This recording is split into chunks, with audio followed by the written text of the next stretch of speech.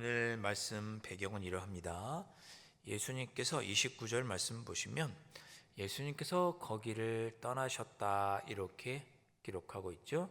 29절 말씀입니다. 29절 말씀 보시면 예수께서 거기서 떠나사 이렇게 되어 있습니다. 그래서 어디로 가셨냐면 갈릴리로 가셨다고 기록하고 있습니다. 자, 지난주에 보았던 거기 두로와 시돈 지방이죠. 이방 지역입니다. 예수님은 이방 지역에 가셔서 거기서 가나안 여인이라는 호칭을 들은 이방 여인을 만나 이방 지역에서 이방 여인을 만나 그 이방 여인의 딸을 치료해 주시죠. 이 가나안 여인이라고 불렸던 이 이방 여인은 딸이 귀신 들려서 아파하고 있었습니다. 예수님께서 고쳐주실 줄로 믿고 주 다윗의 자손이여라고 예수님을 주님으로 고백하고 그 믿음을 예수님께서 크게 보시고 기뻐하신 후에 그 여인의 간구대로 그 딸, 귀신 들린 딸을 치료해 주십니다. 자, 그래서 이 사건은 두로와 시돈이라고 하는 이방 지역에서 이방 여인에게 그 믿음을 칭찬하시고 그의 자녀를 또 고쳐주셨기에 하나님의 구원은 유대인에게만 있는 것이 아니고 이방인과 이방 지역에도 다른 나라에도 있을 수 있다는 것을 보여주시는 사건입니다. 사람의 겉모습이 유대인이냐 아니냐가 중요한 것이 아니고 겉모습이 어떠하든지 마음 중심에 주님을 나의 구주로 고백하는 믿음이 있는 사람이라면 누구나 구원받는다는 것을 보여주신 사건이 두로와 시돈 지방에서 가나안 여인의 믿음을 신앙 고백을 들으시고 그의 딸을 고쳐주신 사건입니다.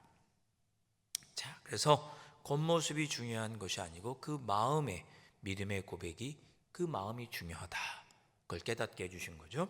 자, 예수님은 그렇게 두로와 시돈 이방 지역에서 그런 일을 행하신 후에 거기서 떠나 어디로 가셨느냐? 갈릴리 호숫가, 다시 이스라엘 땅으로 들어오신 거죠.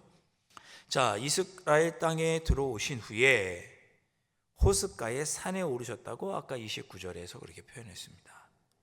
학자들은 이곳을 데가볼리 이렇게 불렀습니다. 데가볼리. 마가복음 7장에 보면 예수님께서 여기를 갔다 오신 후에 데가볼리 지역으로 갔다라는 말씀이 마가복음 7장에 있거든요. 마태복음에서는 갈릴리 호숫가의 산에 오르셨다고 되어 있지만 마가복음을 보면 이 지역을 데가볼리라는 지역이라고 불렀습니다. 데가볼리. 이 지역도 이방인이 거주하는 지역이었습니다. 그러니까 예수님은 갈릴리 바깥에 이스라엘 바깥에 두로와 시돈에서 이방 지역에 가셔서 이방인을 구원하시고 다시 갈릴리로 돌아오셨지만 그 갈릴리 지역에서도 이방인들이 사는 데가볼리 지역에 가서 거기서 또 치유의 이적을 베푸십니다. 거기서 다리 저는 사람, 장애인, 매인, 또 말 못하는 사람들 고쳐주셔. 다 이방 지역에 사는 이방인들입니다. 그러니까 15장 전체 마태복음 15장 전체를 보면 예수님은 이방인들에게도 구원이 있다는 것을 형식, 겉모양, 어떤 예식, 형식 이런 것이 중요한 것이 아니라 그 마음의 중심에 주님을 향한 믿음, 하나님을 향한 믿음이 있는 자라면 이방인이든 아니든 상관없이 유대인이든 아니든 상관없이 구원받는다는 것을 마태복음 15장에서 보여주는 거죠. 자, 예수님은 그래서 이방인 지역, 데가볼리 지역에 가셔서 많은 기적을 베푸셨는데 그 기적을 보고 많은 사람들이 놀라게 됩니다. 31절 말씀 뒷부분을 보시면 무리가 보고 놀랍게 여겨 이스라엘의 하나님께 영광을 돌리니라 이렇게 표현합니다. 무리가 놀랍게 여겨 이스라엘의 하나님께 영광을 돌렸다. 자, 학자들은 이 표현을 보고도 여기 무리 대다수가 이방인이라고 이야기합니다. 왜냐? 유대인이라면 나의 하나님, 여호와 하나님 이렇게 고백했겠죠. 근데 이스라엘의 하나님이 쉽게 영광을 돌렸다는 거 보니까 자기들이 평소에 믿던 신이 아닌 거죠. 그래서 대부분 이방인이었다라고 학자들은 말합니다. 다시 한번 말씀드립니다. 예수님은 두로와 시돈 지방 같은 이방인 지역에서도 데가볼리 지역에서도 더 넓게 보면 우리 대한민국도 유대 땅은 아니잖아요. 우리도 이방인이죠.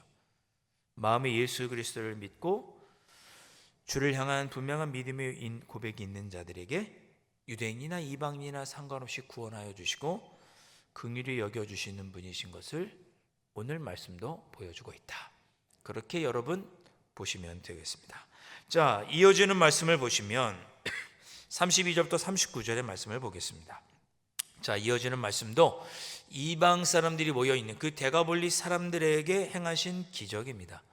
우리가 흔히 이 본문을 가리켜서 뭐라고 얘기하냐? 칠병이어의 기적이라고 합니다. 칠병이어의 기적. 7병, 떡이 7개, 2어, 물고기 2마리. 앞에 14장에는 뭐가 있었죠? 보리떡 5개, 물고기 2마리, 줄여서 5병, 2어 이렇게 불렀죠. 여기서는 떡이 7개니까 7병, 물고기 2마리, 7병이어의 기적이라고 합니다. 자, 내용은 이러합니다. 예수님께서 데가볼리 지역에서 많은 사람들, 다리 저는 사람들, 말 못하는 사람들, 성경에는 장애인이라는 표현도 있습니다. 맹인들, 장애인들, 다리 저는 사람들, 걷지 못하는 사람들, 많은 사람들을 치료하셨는데 얼마나 그렇게 병자가 많았든지 하루 만에 치료하신 게 아니고 오늘 말씀을 보시면 3일 동안 치유하셨습니다. 3일간. 잠도 주무셨고 식사를 하셨는지는 어떤지 모르겠지만 32절 말씀을 보니까 이렇게 표현하고 있습니다. 32절 말씀에 예수께서 제자들을 불러 이르시되 내가 무리를 불쌍히 여기노라.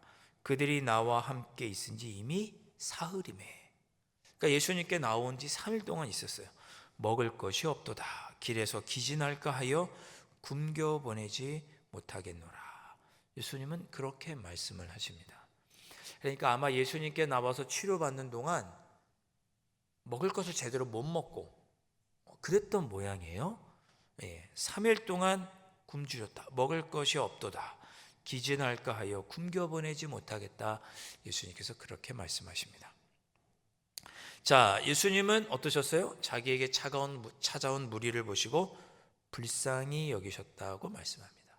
불쌍히 여기셨어요. 이유는 3일 동안 제대로 먹지도 못해서 굶어서 기진해서 쓰러질까 봐 걱정되셨던 거죠. 그래서 예수님은 그들에게 이제 육체적인 필요를 채워주시는 거죠. 여러분, 우리 신앙생활 하는 중에 잘 기억하셔야 되는 것 중에 하나가 뭐냐면 우리가 잘 하고 있습니다만 우리가 예수님을 믿으면 우리의 영혼이 구원받죠. 마음의 심리적인 평안도 있을 것입니다. 근데 거기서 그치지 않습니다. 예수님은 우리의 일용할 양식도 책임져 주십니다. 병자도 고쳐주셨습니다. 자, 이건 뭐냐? 예수님께서 하시는 사역, 그리고 교회가 예수님의 뒤를 이어서 이어받은 사역, 그리스도인이 예수님의 뒤를 이어받아서 하는 그 사역에는 영적인 것, 심리적인 것만 있는 게 아니고 육체적인 것, 즉 전인적인, 모든 인간의 전인적인 것을 다 예수님께서 회복하셨고 교회도 그리스도인도 그렇게 할 수 있어야 한다는 뜻입니다. 여러분이 가까이에 누군가가 힘들고 어려우면 그래서 기도해 주시면 됩니다. 그런데 할 수 있으면 기도만 하지 마시고 찾아가서 위로해 주시든지 떡을 하나 가져다 주시든지 뭔가 육체적인 눈에 보이는 도움까지도 주실 수 있어야 된다. 왜? 예수님도 그렇게 하셨으니까.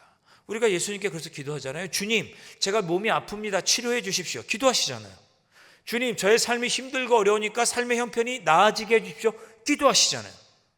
그렇다면 우리도 그렇게 누군가를 위해서 기도하는 것으로 그치는 것이 아니고 예수님께서 우리의 육신의 필요, 일용할 양식을 책임져 주시는 것처럼 우리도 눈에 보이는 사람들을 눈에 보이는 것으로 도울 수도 있어야 한다는 것. 자, 그걸 예수님께서 보여주시는 거죠. 예수님은 마음만, 영적인 것만 치유하고 회복시켜 주시는 분이 아니라 육신까지도, 육체까지도 돌봐주시는 분이시다. 자, 그렇게 예수님의 긍휼하신, 불쌍히 여겨주시는 모습을 본 제자들은 어떤 반응을 보일까? 33절입니다. 제자들의 반응이죠.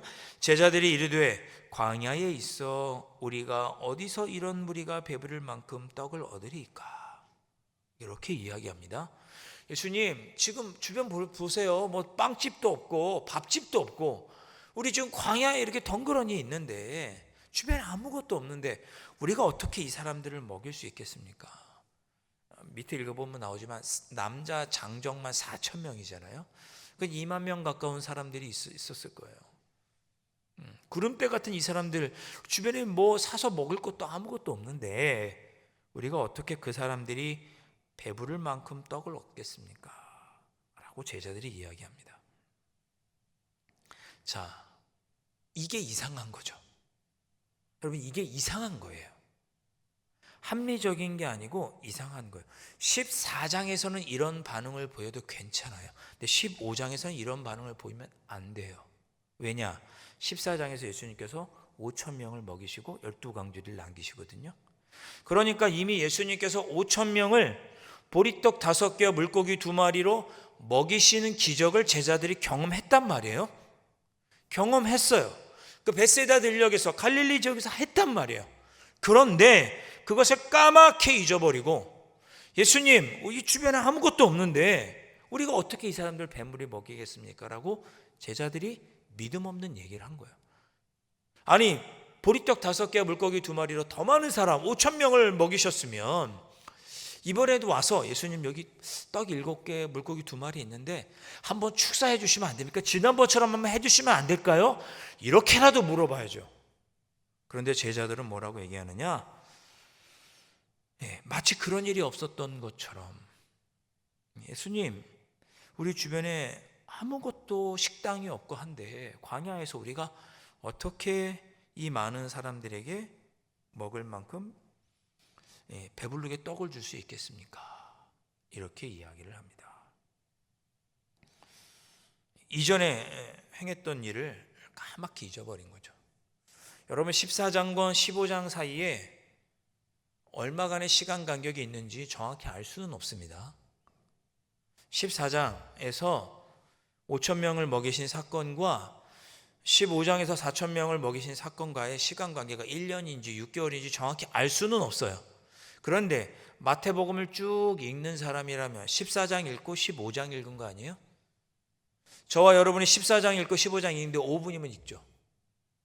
5분 동안 14장 읽고 15장 읽으면서 이상하다는 생각이 들 수밖에 없겠죠. 아니, 예수님이 5천 명도 먹이셨는데 4천 명 갖고 왜 그러지? 제자들을 왜 그럴까? 예수님께서 베풀어 주신 은혜를 다 잊어버렸네? 예수님이 그렇게 행하실 수 있는 능력이 있으신데 왜 그러지? 라는 이상한 생각을 하게 되겠죠. 사랑하는 성도 여러분, 우리 자신을 한번 돌아보시죠. 우리도 글쎄요, 주님께서 베풀어 주신 은혜를 다 잊어버리고 5천 명을 먹이시는 것처럼 나에게 큰 은혜를 베풀어 주셨던 것은 다 잊어버리고 지금 당장 또 내 앞에 다가오는 문제를 가지고 하나님께 원망하고 불평하고 그러고 있는 것은 아닌가? 제자들의 모습을 보면서 우리 자신을 한번 돌아보게 됩니다. 주님께 맡겨야죠. 제가 말씀을 준비하면서 그런 생각이 들었어요. 여기다가 주님께 맡기자 곱하기 3 이렇게 써놨어요. 주님께 맡기자, 주님께 맡기자, 주님께 맡기자.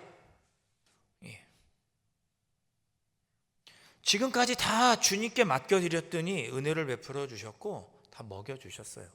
그러니 앞으로도 주님께 맡겨야 돼요. 그것을 잊어버렸던 제자들의 모습을 여기서 볼 수 있는 거죠. 예수님께서 얼마나 실망스러우셨을까 싶습니다. 여러분도 실망스러우시잖아요, 제자들이. 14장, 15장 읽으시고 어떻게 제자들이 저럴 수 있을까? 실망스러우시잖아요. 우리 예수님은 얼마나 실망스러우셨을까? 그러면 나도 그러면 우리 주님이 나를 보고 얼마나 실망스러워 하실까? 그런 생각이 듭니다. 자, 주님께 맡기자. 주님께 맡기자. 그래, 주님께 맡기자. 방법이 없습니다, 여러분. 방법이 없어요.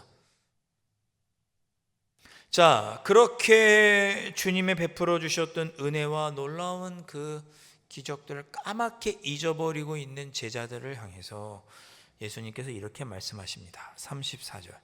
예수께서 이르시되 너희에게 떡이 몇 개나 있느냐? 너희에게 떡이 몇 개나 있느냐?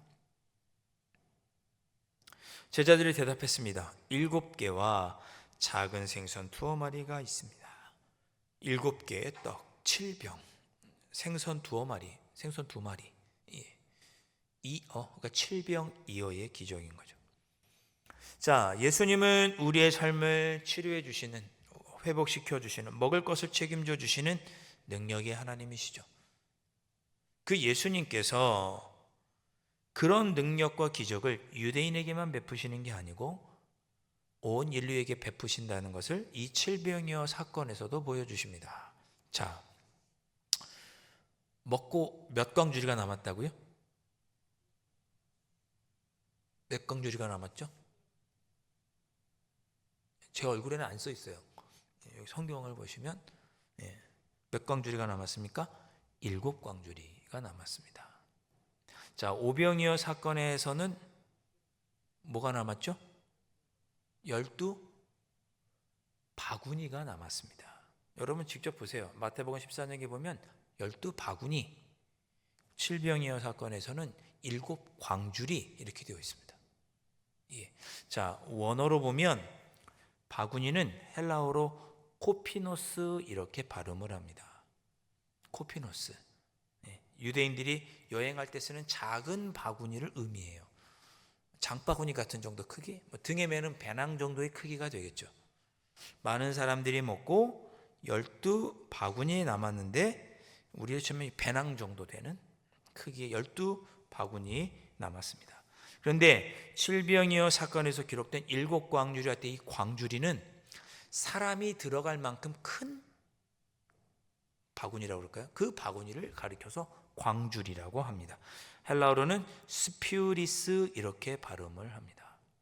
사도행전 9장에 보면 사도 바울을 도망시킬 때, 다메섹에 있는 성도들이 사도 바울을 도망시킬 때 성에서 바구니에 태워서 보내버리거든요. 그때 태웠던 바구니, 그때 쓴 단어가 스퓨리스라고 하는 단어입니다. 사도 바울이 들어가도 찢어지지 않고 튼튼한 큰 바구니. 자, 이 바구니는 유대인들이 주로 쓰는, 이 광주리는 유대인들이 주로 사용하는 것이 아니었습니다. 작은 바구니는 유대인, 12바구니 할 때 그 바구니는 유대인들이 주로 사용하는 것이었고, 이 광주리는 이방인들이 주로 사용하는 용품이었습니다. 그러니까 명칭에서부터 이미 철저하게 이방 지역 사람들에게 했다는 것을 이제 상세하게 아주 기록하고 있는 거죠. 자, 그리고 7광주리가 남았다고 그랬죠. 오병이어 사건에서는 12바구니가 남았습니다. 12이라고 하는 숫자는 이스라엘 12지파를 상징하죠. 그래서 오병이어 사건은 우리 주님께서 천국의 그 놀라운 천국 장치를 유대인들에게 베풀어 주시는, 구원과 회복이 있게 될 것을 유대인들에게 약속하신 것이라면 7광주리가 남은 이 7 가운데 7은 완전 숫자죠. 온 인류를 의미합니다. 모든 인류. 너희들이 이방인까지 나아가 모든 민족, 온 인류를 향한 풍성한 은혜를 암시하는 표현입니다. 그래서 예수님은 온 인류와 모든 사람들에게 구원해 주시고 그들을 치유하시고 먹여주시는 메시아이시다. 이것을 보여주시는 거죠. 예수님은 크신 능력을 갖고 계십니다.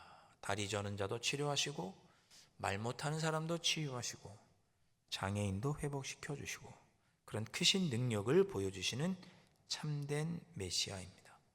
우리의 영혼만 책임져 주시는 분이 아니라 우리의 육체도 육신도 함께 책임져 주시는 분이 누구냐? 우리 예수님, 능력의 주님이십니다. 자, 그 예수님으로 인해서 우리는 오늘도 우리의 영혼과 육신 그리고 삶의 모든 영역에서 주님의 능력을 체험할 수 있습니다. 그러니 혹 여러분의 삶에 일용할 양식이나 육신의 질병이나 여러 가지 정신적, 심리적, 신앙적 어려움이 있으신 분이 계시다면 모든 것을 치유해 주시고 회복시켜 주시는 우리 능력의 주님이신 예수님을 붙잡으실 수 있기를 주님의 이름으로 축원드립니다. 자, 그렇게 능력의 예수님을 굳게 붙드는 신앙에 대해서 예수님 말씀해 주셨는데, 자, 그런 능력의 주님이실 뿐만 아니라 우리 예수님은 무엇보다 긍휼이 많으신 예수님이신 것을 우리 본문에서 보게 됩니다. 자, 보리떡 5개와 물고기 2마리, 그리고 오늘 본문에서는 떡 7개와 물고기 2마리, 14장에서는 5병이요 15장에서는 7병이어의 기적을 베풀어 주시죠. 자, 이 두 기적을 비교하면 떡의 개수 정도, 그리고 거기 모였던 사람의 숫자 정도가 좀 다를 뿐이지, 그러나 이 놀라운 기적을 시작하신 예수님의 동기는 똑같습니다. 5병이어 사건과 7병이어 사건 모두 이런 기적을 베푸신 예수님의 마음속에 있는 그 동기, 기적을 베푸신 동기는 똑같아요. 마태복음 14장 14절 말씀 이렇게 기록하고 있죠. 예수께서 나오사 큰 무리를 보시고 불쌍히 여기사 그 중에 있는 병자를 고쳐주시니라. 마태복음 15장 32절 오늘 본문에 이렇게 기록하고 있죠. 예수께서 제자들을 불러 이르시되 내가 무리를 불쌍히 여기노라. 그들이 나와 함께 있은지 이미 사흘이며 먹을 것이 없도다. 자, 예수님은 어떤 분이시냐? 왜 이런 기적을 베푸셨느냐? 불쌍히 여기시는 마음이 있기 때문입니다. 불쌍히 여기셨어요. 여러분, 우리는 이 예수님의 불쌍히 여기시는 마음을 배워야 돼요. 그리스도인이 갖추어야 될 가장 기본적인 마음이 불쌍히 여기는 마음입니다. 자, 어느 상담가가 우리나라 분인데 그분이 여행했던 책을 보니까 그런 내용이 있더라고요. 이 상담가가 세계 여행을 하는 중에 저기 티그리스강 유역에 가게 됐습니다. 갔더니 목동이 있어서 목동이랑 뭐 이런저런 뭐 가이드를 통해서 이야기를 하게 됐나 봐요. 근데 그 목동이 자랑하듯이 이야기를 했다고 합니다. 내가 양을 잘 치고 있는데 내가 키운 양은 고기 맛이 좋다. 그렇게 자랑을 하더랍니다. 그러면서 말하는 이유가 자기는 양을 키울 때 양 속에 염소 몇 마리를 함께 키운대요. 그러면 염소가 이리 받고 저리 받으면서 양들을 받고 다닌다네요. 그러면 양들이 그 받치지 않으려고 막 뛰어다닌대요. 그래서 자기가 키우는 양은 고기가 육질이 좋다. 그런 이야기를 했다고 합니다. 그 이야기를 이 상담가가 듣고 마음에 딱 그런 생각이 들더래요. 우리나라 속담에도 우리나라 말에도 옆머리 뭐 미꾸라지가 있을 때 뭐 메기 한 마리 집어넣으면 미꾸라지가 뭐 이렇게 건강하게 잘 지낸다. 그런 이야기가 생각이 났다고 하면서 그런 생각이 들었다고 합니다. 그러면 사람도 적당하게 스트레스를 주면 더 일을 잘하게 될까? 그런 생각을 하게 됐답니다. 양도 염소 때문에 스트레스를 받으면 고기 맛이 더 좋고, 미꾸라지도 메기 한 마리가 들어있으면 그 살기 위해서 스트레스 받아서 더 육질이 좋다고 하는데, 그렇다면 사람도 적당한 스트레스와 적당한 불안, 걱정, 염려가 삶의 질을 높이는 데 도움이 되지 않을까, 그런 생각을 했다고 합니다.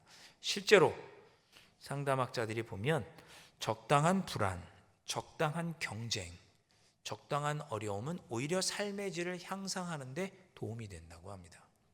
실제로 그렇대요. 어려운 일이 다가오면 이걸 이겨내야겠구나 라고 생각하면서 삶의 질이 더 나아지고, 당장 내일이 불안하니까 오늘 열심히 일해서 내일을 준비하려고 하고 이렇게 되는 거죠. 근데 이 상담가가 이 목동의 이야기를 듣고 그런 생각을 했다고 합니다. 우리는 나의 행복을 위해서 누군가를 괴롭히고 스트레스를 주는 것을 그것에 내가 동의할 수는 없을 것이다. 그런 이야기를 했습니다. 나를 위해서, 나의 행복을 위해서 다른 사람에게 스트레스를 주는 것이 합당하냐? 이런 이야기를 한 거예요. 세상을 살다 보니까 다른 사람을 괴롭히고 다른 사람에게 스트레스를 주고 다른 사람이 불행을 겪는 일을 보면서 기분 좋아하는 사람들이 있고 그들을 보면서 이득을 취하려는 사람들이 있더라. 이 상담가가 그렇게 보았습니다. 마치 염소가 양들을 들이받고 그들에게 스트레스를 주면서 염소가 만약에 기분이 좋고 그 염소도 막 건강해진다면 그런 것처럼 인간 세상에도 다른 사람들을 힘들게 하고 나는 이득을 보는 사람들이 있더라. 다른 사람들의 불행을 보고 기뻐하는 사람들이 있더라. 그런 이야기를 하더라고요. 그리고 그게 합당하냐 이런 이야기입니다. 나만 잘 돼야 되고 다른 사람은 망해야 내가 기분이 좋은 것이죠. 그래야만 기쁘고 행복한 것입니다. 그런 사람들이 있는 것 같습니다. 이상하게 가장 친한 친구가 망하면 그렇게 기분이 좋아요. 나만 잘 돼야 되는 거죠. 나도 잘 되고 너도 잘 되는 게 아니라 나만 잘 돼야 되는 거죠. 우리 자녀만 대학 좋은 데 가야 돼요. 친한 친구의 자녀는 안타깝게 떨어져야 되는 거죠. 그래야 내가 기쁘고 행복한 거죠. 그런 사람들이 많더라. 그런 뜻입니다. 우리 교회만 부흥하면 다른 교회에 어떻게 되든지 말든지 생각하지 않는 사람들이 있더라. 이 사회가 점점 서로를 불쌍히 여기는 마음이 사라져가는 것 같다. 그렇게 글을 썼습니다. 여러분 어떻게 생각하십니까? 당신은 내가 돈을 내고 고용한 사람이니까 당신이 힘든 건 마땅하고 당신이 힘들어서 내가 돈을 버는 것도 마땅하다. 당연하다. 너는 힘들든지 말든지 너는 돈 받았으니까 힘들어라. 당연하다. 이런 거죠. 어디서 들은 말인데 직장에서 사람을 자르기 좋은 계절이 겨울이랍니다. 지금 같은 때죠. 왜 겨울이 사람을 자르기에 가장 좋은 계절이냐 물었더니 겨울에 자르면 추우니까 회사 나가기 싫고 겨울이 게을러지기 가장 좋은 시간이라는 거죠. 겨울에 자르면 아침에 일어나기 싫고 쉬고 싶다는 생각이 많은데 잘린 김에 좀 쉬었다가 봄이 되면 또 일 찾아야겠지.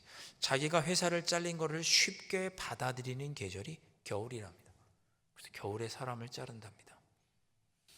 그 이야기를 들으면서 한 상담가는 인간끼리 참 잔인해서 좋겠다 비꼬듯이 이런 이야기를 했습니다. 참 인간끼리 사람들끼리 잔인해서 좋겠다. 농담으로 지나칠 수 있는 말이지만 그 이야기를 들은 그 상담가는 그만 먹던 밥을 체했다라고 합니다. 불쌍히 여기는 마음을 잃어버리는 사회. 추운 겨울에 길바닥에 나앉으면 그 가족은 어떡하고 그 사람은 어떡합니까? 불쌍히 여기는 마음이 없는 사회, 우리 모두를 고통스럽게 하는데 이 사회가 점점 그렇게 되는 것 같다라는 이야기를 보았습니다. 신앙생활은 어떻습니까? 여러분 불쌍히 여기는 마음으로 우리 교우들을 서로를 보십니까? 나만 잘 되면 된다는 마음으로 혹시 기도하고 계신 것은 아닙니까? 주일에 교회에서 눈에 보이지 않는 분들에게 다가가서 기도해 주시고 전화하고 안부를 묻고 챙겨 주십니까? 그것도 나 편한 사람만 그렇게 하고 계신 거 아닙니까?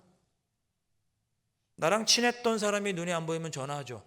나랑 친하지 않았던 사람이 눈에 안 보이면 전화하지 않죠. 불쌍히 여기는 마음이 없는 거죠. 불쌍히 여기는 마음은 주님의 마음이고 그리스도인이 가장 갖춰야 될 가장 기본적인 마음입니다. 내 안에 불쌍히 여기는 마음이 있는가? 어제 새벽기도 시간에 그런 이야기를 함께 나눴습니다. 어제 새벽기도 본문이 뭐였냐면 팔복을 다루는 마태복음 5장 1절부터의 16절까지의 내용이었습니다. 팔복 중에 마태복음 5장 7절 중에 긍휼이 있습니다. 마태복음 5장 7절 말씀, 긍휼히 여기는 자는 복이 있나니 그들이 긍휼히 여김을 받을 것이며. 긍휼히 여기는 마음, 불쌍히 여기는 마음이 얼마나 중요하면 예수님이 팔복 안에다가 넣어 놓으셨을까? 사랑하는 성도 여러분, 추운 겨울입니다. 그 어느 때보다 우리가 서로에게 따뜻해야 하고 불쌍히 여기는 마음이 있어야 할 때죠. 지금 내 곁에 함께 예배드리던 이가 보이지 않으신다면 오늘은 전화 한번 해보시면 어떻겠습니까? 걱정하는 마음으로. 나랑 친했던 사람도 연락해 보시지만 평소에 나랑 그렇게 교류가 없던 이도 한번 전화해 주시면 어떻습니까? 불쌍히 여기는 마음으로요. 몸도 마음도 추워지고 마음도 차가워지기 쉬운 계절, 이 사회도 점점 차가워만 가는 이때 예수님은 그리스도인이라면 긍휼히 여기는 마음, 불쌍히 여기는 마음이 있어야 된다고 가르쳐 주십니다. 불쌍히 여기는 마음을 가져야 합니다.